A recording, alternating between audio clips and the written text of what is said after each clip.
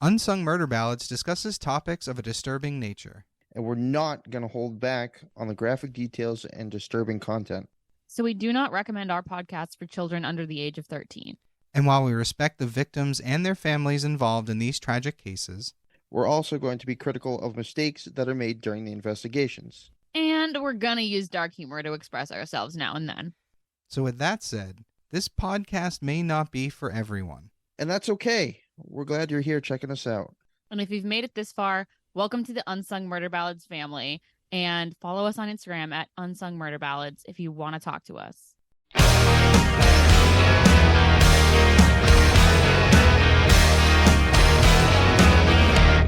Welcome back, everybody, to Unsung Murder Ballads. And we're coming at you today with a special bonus episode. I'm Joyous Dead. I'm Jameson Dead. And I'm Janice Dead. So this is going to be a special episode this week. We really wanted to get out to you guys because this case recently came up in the news. And maybe not for the usual reason that our cases come up in the news. I know. When you messaged me about this the first time, I was like, before I knew what case it was about, my first thought was, oh crap, they just solved a murder. Right. Well, not that. This episode, we're going to be talking about Megan's Law. So if you know, you know. And if you don't know, I'm going to be filling you in. Megan's Law is basically the law that created the sex offender registry and makes it so that people have to register when they're a sex offender and tell their neighbors, basically, if they're a sex offender and they're living in the area. Which is... Well, it's definitely a really good law to have in place. Exactly. And kind of sad how long it took for it to become a law. Yeah, that's ridiculous. I think that's true of a lot of them. Like every time I'm like, why wasn't this something that was just done automatic? Sometimes we have to learn things the hard way. Yeah, like when we talked about when Amber Alerts were created, it's sad how long it took to do a lot of these things. Yeah, Jessica Lunsford, Adam Walsh, these cases are so important, and yet it took those cases for us to even, I guess we were too naive. We just thought people were good. Good that we have it in a better situation now. So, right. So anyway, we'll jump into. I'll drop the tea on why us. This is the news. This might be a rare occasion when it might be for Janice's and Jameson's information. Yes. So, okay. All right, let's do it. This will be a case where I know what's going on and y'all do not. This is unusual. Is this Bizarro World? Yes, when something is going on in the rap world, I will know and y'all will not. Here's the tea, guys. So Megan's Law came up because it was put in a lyric in a Megan Thee Stallion song. So this story is kind of about two famous female rappers, Nicki Minaj, who is really established in the game. She's kind of a legend in rap, and especially as a female rapper, she has a lot of status. She's really respected for, being a really awesome artist. Megan Thee Stallion is a lot newer of an artist, but also, these are kind of two really badass women in the rap industry. As a non-rap fan, I recognize Nicki Minaj's name. She's transcended rap, and she's in the pop culture lexicon. Me as well. I'm right there with you. Megan Thee Stallion, I didn't know who she was until she showed up on the She-Hulk show on Disney Plus, and I thought she was made up.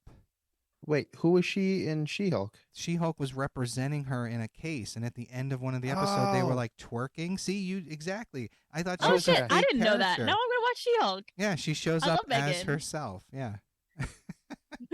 So that's when I first heard of Megan Thee Stallion. And again, I thought she was fictional. How funny is that? No, she's very real. She's badass. I love Megan Thee Stallion. This all came into the news because I don't know the full history, but there was a little bit of beef historically between Megan and Nicki.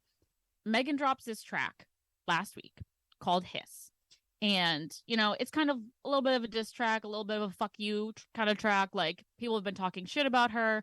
There was a recent, she was in the news recently, really awful incident of she was shot in the foot by another rapper called Tory Lanez. Oh, geez. Shot in the foot? Like, did they aim at her foot? Or that's a weird place to be shot. I don't know exactly if he aimed at her foot, but end of the day, he shot her. Okay. And he is now serving time for having done that. As he should. As he should. He literally shot her. Megan releases this track, Hiss, talking mad shit, as she has the goddamn right to. So one of the lines in this song, she says, These hoes don't be mad at Megan. These hoes mad at Megan's Law, which, you know, Wow. Yeah. And- Oh, wow. which, you know, it shouldn't be personal. And when someone takes that line personally, maybe we look at them a little sideways. So Nicki Minaj takes this line very personally, and that is because Nicki Minaj's husband is a registered sex offender. And she's with him? Oh yeah, she's with him. Wow. That's She picks the winners. well, that's some Yeah, that- she really, and she gets a lot of flack for this, obviously, because what the fuck is wrong with you, bitch? Hey, you're like famous, you could be with anybody, and yet you're gonna spend time with some scumbag sex offender? Literally, who has served time. Oh, so it's not even. Okay. No, this isn't like a little, like, this isn't some sort of like, oh, I got caught nudes on my phone sex offender. This is a sex offender who has served time. Wow. That's wow. That's fucked up. Yeah, as well as allegedly her Nicki's brother and possibly also allegedly her father also registered sex offenders. Oh my God. Oh. Okay. So we're seeing patterns. Okay. Yeah, we're seeing patterns, we're seeing yikes. It's giving ew. We hate it. That line alone probably wouldn't mean much, but when you have a husband who's a registered sex offender, maybe you're going to take that personally. And so she does. Another reason why this was probably taken personally by Nicki is so her boyfriend is currently on house arrest for the reason of he failed to tell his neighbors that he was a registered sex offender. Oh yes. Thus Megan's Law. Right. Thus, Megan's Wow. Law. Right. So, and then, so after this, obviously, Nicki a little crazy. So You think? Nicki gets really fucking pissed off. Goes great. Like Nicki is the kind of person who like is very hard to manage, and she cannot be reined in, and she will lose her shit on Twitter, and it will not be cute. That's always dangerous. Is tweeting to the public when you're in an emotional state. and that's her MO. Let me tell you that right now. She Oh my God, that's so bad. So then, literally, like 24 hours after Megan's track drops, Nicki goes on like Instagram Live and starts saying some wild shit, starts kind of Of like course. starting this song, and then releases this song, her kind of response diss track, which is called Bigfoot, in reference to Megan the Stallion. She's called the Stallion because she's tall and she's kind of like a really tall, beefy, like she's so beautiful. Don't even get me started. Megan Thee Stallion's so hot. Anyway, so she's calling her Bigfoot because she's really tall, and also because she was shot in the foot. Right. Which makes sense. Right. So, but this is not this song. When I tell you, it is the most deranged shit I've ever heard in my life. It is nonsensical. It is deranged. It's not good. Like Nicki Minaj is a very good rapper. She has very great wordplay. She has great flow. She is a legend in the game for a reason. And this song that she drops is batshit. It's fucking nonsense. You know why? And- Because she's just spitting out stuff out of anger. She doesn't care about how it Exactly. Like, sounds.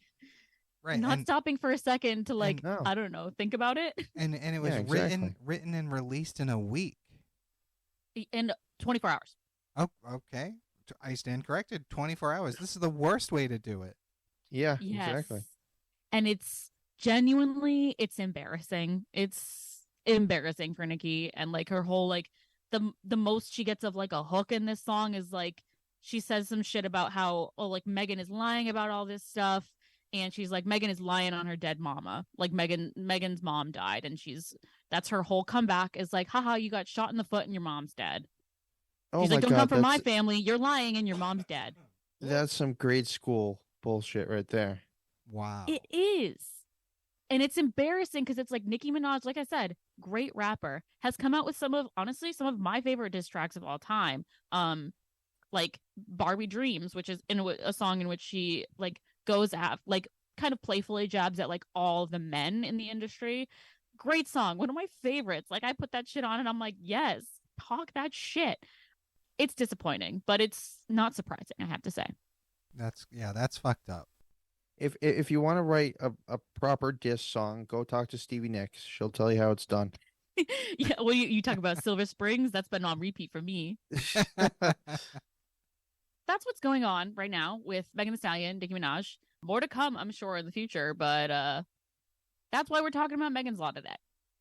It does so perfectly because as soon I don't know how Megan Kanka's father heard about the song. Someone clearly told him because this came to my attention. I mean, aside from you saying something, the first thing I saw looking it up was that her father responded to the use of the term Megan's Law in her song. So, Oh shit, I didn't see that. What did he say? he just said it was in poor taste and it shouldn't have Oh, been that's up there. Yeah, so he responded because someone brought it to his attention.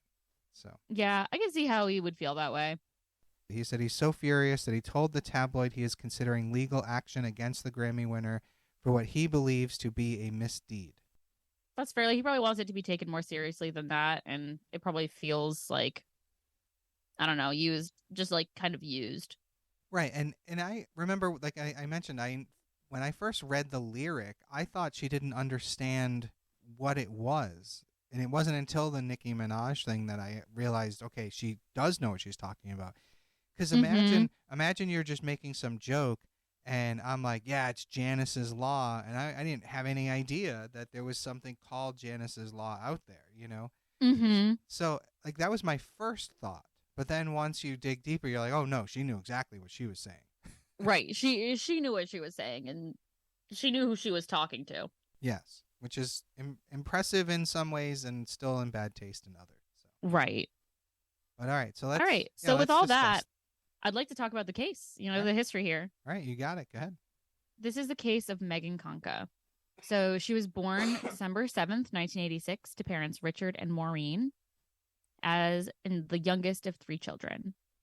And her family lived in Mercerville, New Jersey, which is not too far east of Trenton, New Jersey. Which I hope is that The neighborhood. Oh, sorry. I was gonna say I hope that town is better than Trenton. Is all I was gonna say. Yeah. So yeah, it was a nicer place. It said that the neighborhood they lived in was pretty quiet and was considered a safe community, Right. That's which good. unfortunately it turns out not to be. Megan was described as fun, happy, and strong-willed, very similar to her mother in that regard. And she also idolized her older sister and wanted to be just like her. Which that's true of a lot of little girls. It is, yeah. And she was a normal kid living in a normal neighborhood, enjoying a pretty normal life. But what no one knew is that there was a snake in the grass. There was, unsafe people in this neighborhood. On July 29th, 1994, Megan was playing with a friend in the neighborhood while her mother took a nap, and her 12-year-old sister was watching TV, and her father and brother were out shopping. So she's outside, she's playing, and no one is really watching. And no one really expects anything bad to happen because, they trust their neighbors and they trust the community. Right, and she's out there with other little kids. Exactly. Like really, really normal stuff. So after her mother wakes up from this nap, she noticed that Megan's bike was outside their house, but Megan was not. And as any parent would feel, obviously, she begins to feel panicked and starts running around the neighborhood asking after her. And a few neighbors started to help. They joined in her search for Megan because they had all seen her playing around, and now she was nowhere to be seen. Which is good that the neighborhood responded that way, because I honestly don't think the neighborhood I grew up in would have responded that way. Right, yeah, it like speaks to how close this community is and like how safe they feel in this community that like people are ready to jump in and try and find this kid. Yeah. As they're searching around, they stopped and spoke with one of the neighbors whose name was Jesse Timendekwas. He basically told them the same thing that everyone else had said, that they had seen her earlier playing, but he had no idea where she was now. And, at this point, they had been kind of running around the neighborhood and they realized, no one knows where she is. It's time to call 911. Police arrive. They search Megan's home and the property, but they found no leads. And around that time, somebody called into the police office and reported that 2 men that lived directly across from Megan's house had been charged with sex offenses, one of them against a 5-year-old. Oh my God. What? Literally across the street. Oh God.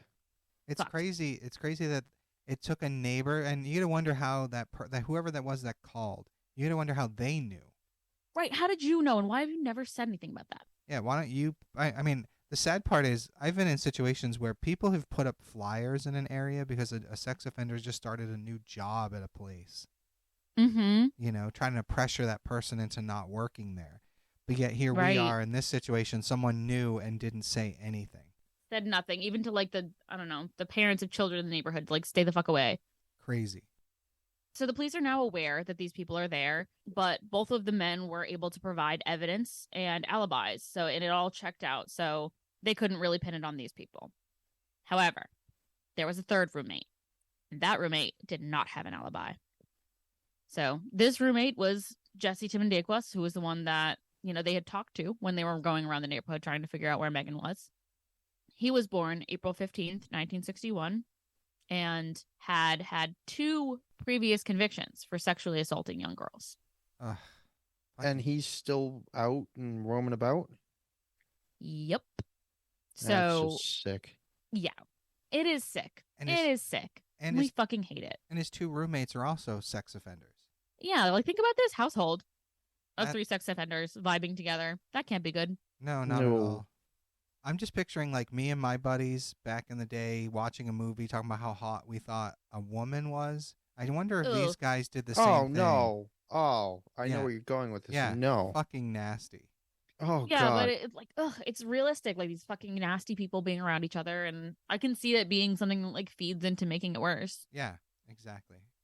The convictions that he had before. So one in 1979, he pleaded guilty to the attempted aggravated sexual assault of a 5-year-old girl. Ugh. That's so sickening. What the 5-year-old girl in Piscataway Township, New Jersey. What the fuck? So he hadn't even left the state or anything. Like he was literally in the same place. So for that, he was given a suspended sentence, which basically means you pretty much live your life on probation. And as long as you meet the terms of your suspended sentence and probation, you don't have to go to jail. And why would he be given such a light sentence for such a heinous thing? I don't think they considered it. It's as fucked up as it sounds. I don't think they were taking it as seriously back then. That's just wrong. And a suspended sentence can fall off your record if you're like perfect and you don't commit another crime for a certain number of years. It can potentially disappear altogether. Are you for real? Fucked. Yeah. Shit, like sexual assault shouldn't ever be removed from your record. Agreed. But Ever. no, I personally think it's death penalty warranted, but that's just me. Yeah. And the extra fucked thing about this case, so his suspended sentence had a very simple requirement, which was that he had to go to counseling. That's it? Like be fucking for real. Literally. Oh my God. Just show up and talk and it'll be okay. Literally, I'd be paying for that shit. Yeah, And how does that make you feel? Literally, how does it make you feel that you're a fucking disgusting monster? Nasty. Hate it. While it is true that we should rehabilitate people who are this fucked, they should also be controlled so that we are keeping people safe. Just fucked. Anyway, he failed to attend said counseling. And as a consequence of that, he was sent for 9 months to the Middlesex Adult Correctional Center. 9 months. Wow, 9 months. That'll fix him. That'll get him. He got more time in jail for missing counseling than he did trying to fuck with a little girl.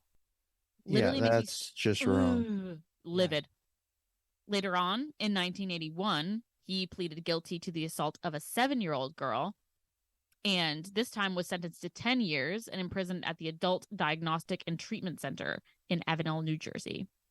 All right, at least he's serving some time. Right. Send him to death row. Die, motherfucker. Literally. So sentenced to 10 years, but he was released in 6 years for good behavior. Oh my God, that shouldn't count. I'm like, bitch, what fucking good behavior? Yeah, You're no. literally a rapist. Get the fuck out. Yeah, no. That Not okay. That's my second most angering reason for someone to be released early. The other one is overcrowding. Yeah. Those 2 reasons are bullshit. Right, because there's so many people, like overcrowding is such bullshit because there's so many people in prison for non-violent offenses. Right. Like, let people don't release a fucking rapist. Yeah, release like a drug dealer. I was like, going to say the guy cares? selling weed. Exactly. Release everyone who was ever convicted for selling weed, like, first of all. Agreed. But at the time that they did it, it was considered illegal. So it is what it is. Right, But, exactly. But I'm just saying, like, we're releasing rapists? Like, yeah. I hate it.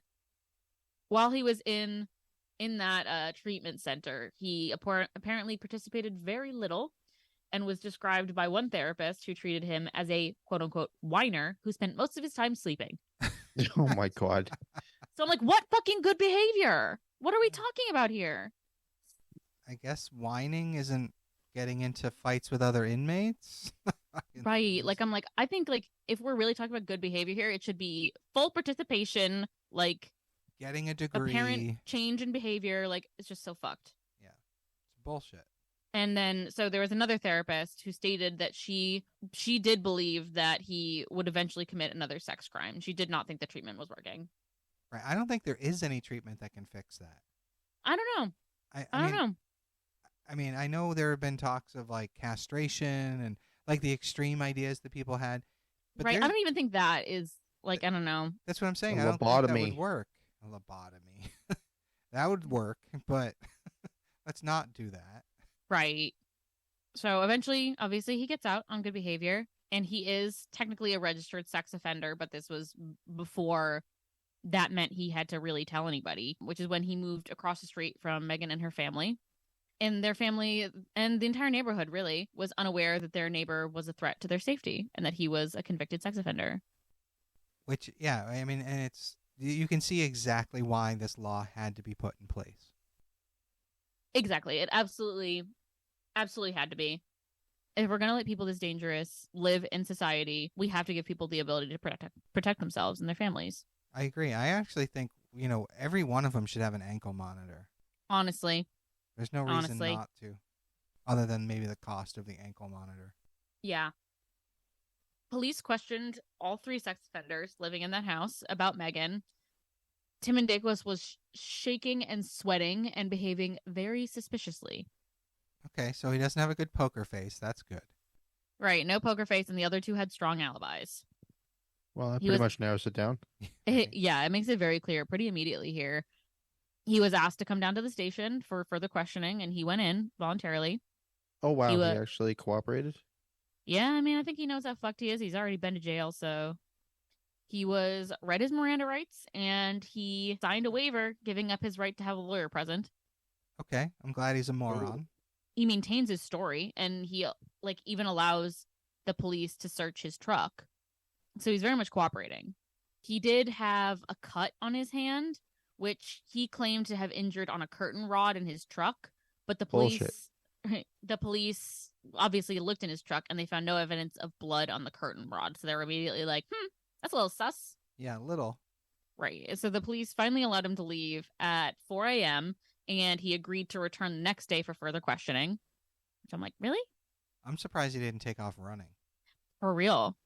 The next morning, many people were still out searching for Megan. Police arrived in order to search his home. While they were searching, he took out the trash and also took his dog for a walk and even assisted in the search for Megan.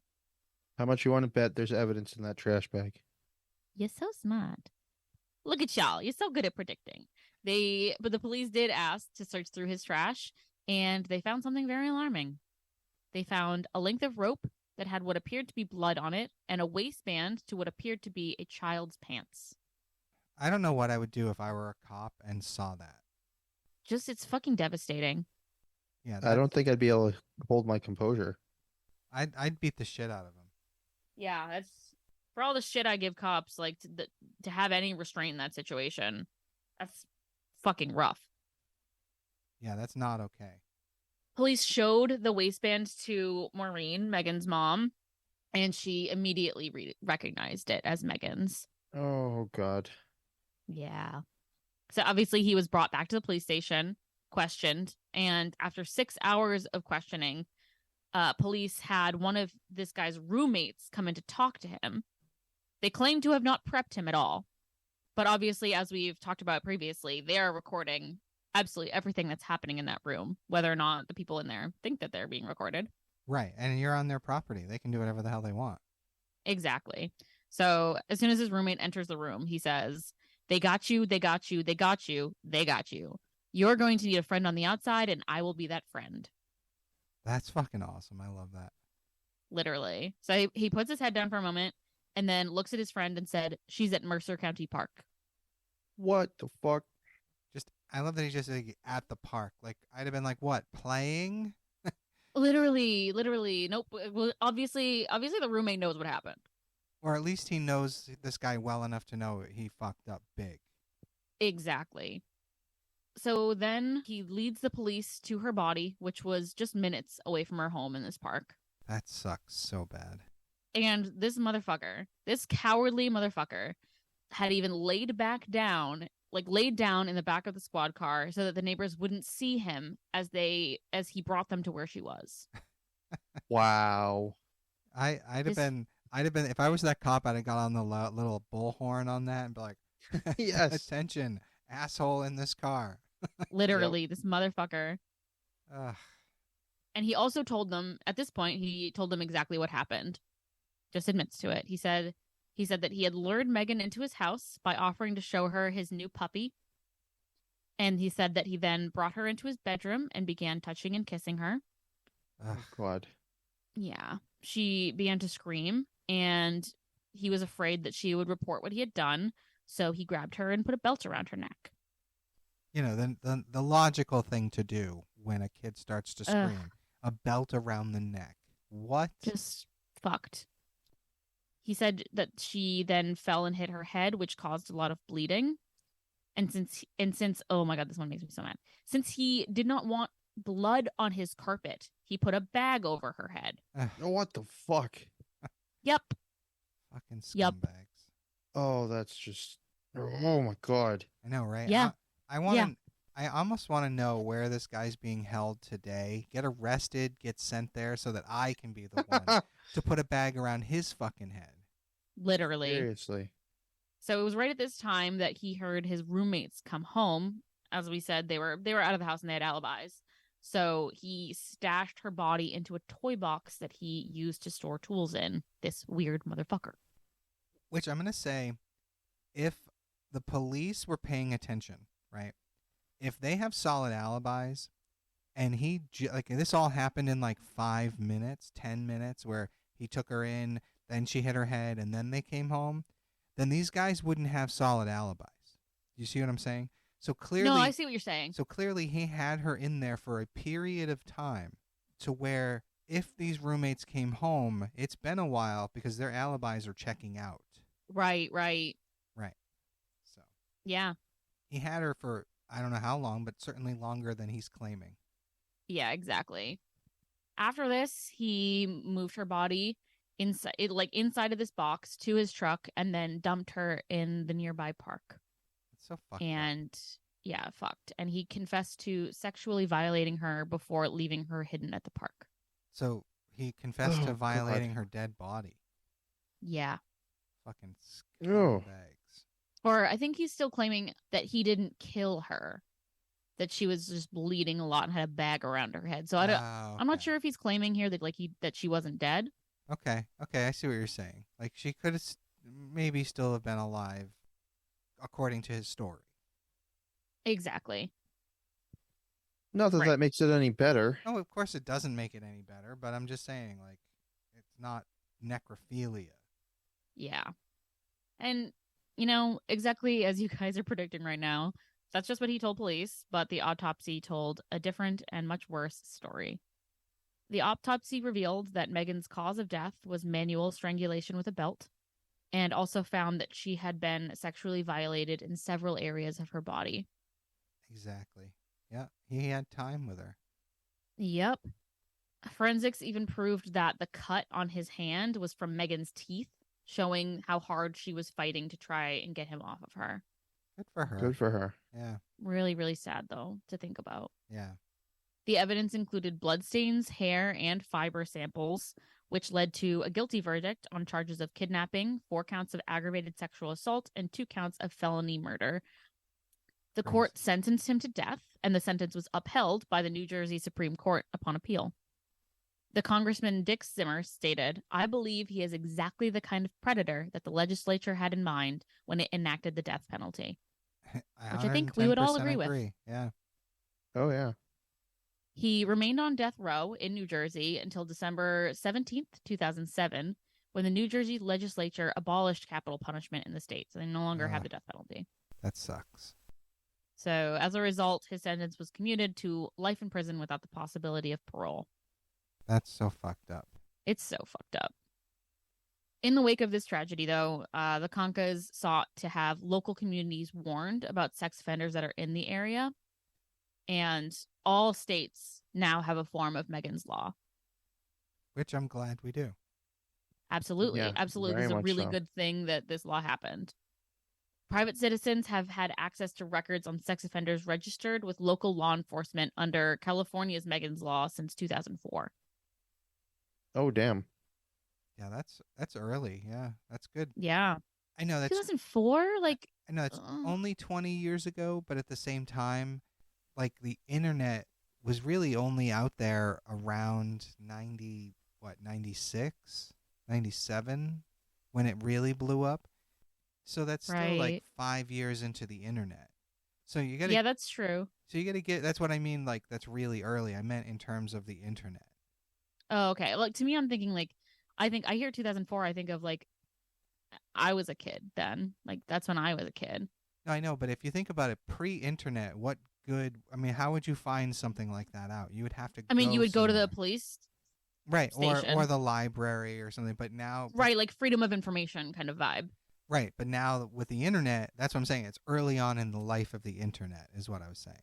Exactly. So actually, California has required sex offenders to register with local law enforcement since 1947. So talk about Ooh. early. Wow. Wow. Fucking A, California. Right? Yeah, for real. And California's version of the law provides the public with certain information on the whereabouts of sex offenders so that members of the local communities can protect themselves and their children. That's awesome. It is said that this law is not intended to punish the registrant and specifically prohibits using this information to harass or commit any crime against a registrant, which is what you have to click on when you go online and look up that information. Right, exactly. Which, I definitely recommend to anyone listening with children in the area or even, anyone really. This is not just child sex offenders. This is all sex offenders. So it's good to know what's in your area and keep yourself safe. It's definitely something I do. Yeah, it's terrifying, and I know we've talked about this in previous episodes, but you really should look it up. And you're going to be amazed to find out how many live at the same address because they're like halfway houses that you weren't even aware of. Right, exactly. And honestly, living in the city, you end up finding that a lot of the addresses are homeless shelters. Oh, wow. Yeah, that too. Which, it makes sense because after you've done something this, who the fuck's going to hire you? How the fuck are you going to have a life or a job? Right. And as we've stated previously, some places will actively try to get you out of an area. So what else? Yeah, 100%.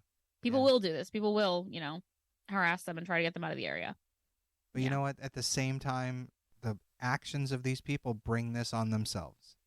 Yeah, it's self-induced. 100%. 100%. This is like one of the most fucked up things you can do as a person. So, yep. I can have empathy for a lot of things. I do not have any fucking empathy for this. I'll tell you that. No, I'm 100% with you on that. And that's what I'm saying. Like, if I had been the police officer in that moment, I don't know what I would have done. I would have beaten the shit out of this guy. Mm-hmm. And he would have deserved every freaking punch. Exactly. I guess the only restraint you have to have is that, you could fuck up the case and you could end up making this man get punished less if it's mishandled by, like, your own violent actions. Finally, Megan's family founded the Megan Nicole Kanka Foundation as a nonprofit charity founded with the intent of preventing crimes against children. Which is awesome. I love when they do that. That's very good to hear. Yeah, like, love to see that there's a legacy there, and obviously a huge legacy because now Megan's Law is a law in every state, and we still talk about her today. And now going back to the beginning of this, are we handling it well? Are those people with the largest platform handling it well? Right, like, are we looking at the legacy of this case and treating it with the respect it deserves? I mean, that's that's up to interpretation. Obviously, Megan's family doesn't think so. Right. And I'm all for freedom of expression, especially through music. So there's, in a way, I applaud Megan Thee Stallion for the way she, just throwing in the words Megan's Law, spoke volumes about what she was trying to say. But exactly. And there's a certain degree of like, I know so many people did not know what Megan's Law was. And because of this, everybody has now Googled it. Everybody now knows. Like, more people know this story. More people know, probably. And I mean, I hope that people can listen to this episode and can hear about the story. And hopefully, this having been brought up in this way can serve that purpose, and a little more talking about, Megan and her legacy. You know what? Now that you've said it that way, yeah, you're right. Anything that brings attention to something, that spreads the word, isn't necessarily a bad thing. Right. Like, I can see how it can feel like frivolous that this was brought up in some, just someone's beef. Someone's like trying to make someone else look bad. But it is important that we talk about this shit. It is important that we call out people who are supporting, dating fucking rapists. Yeah, that's not okay. That's crazy. And Get called out for that shit. And like you said, I had no idea. I just thought, okay, Nicki Minaj, she's a very talented and famous and successful rapper. I had no idea that she was allowing, and like you just said, supporting the people who have committed these crimes. And maybe some of them have, quote unquote, paid the price and rehabilitated. Maybe they haven't reoffended. Maybe they never will. But you're still putting the wrong message out there. Right. And clearly he is not registering with his neighbors. So just fuck like you. Yeah, just like not going to counseling. You're violating the conditions of your release. You need to Yeah, you're not above it. You have to pay that price. Exactly. Could they have handled it better? Maybe. But at the same time, it's unintentionally getting this case more recognition, and it's going to continue that legacy. And in that regard, you know what? I'm all for it. Because here we are talking about it. Right. So that is the case of Megan Kanka and Megan's Law. Thanks, everybody, for joining us tonight for this special bonus episode. We'll keep them coming whenever there's something that comes up that we feel we really got to get out to y'all while the topic is hot, while it's in the news. So thanks for joining us. I am Joyous Dead. I'm Jameson Dead. And I'm Janice Dead. Bye.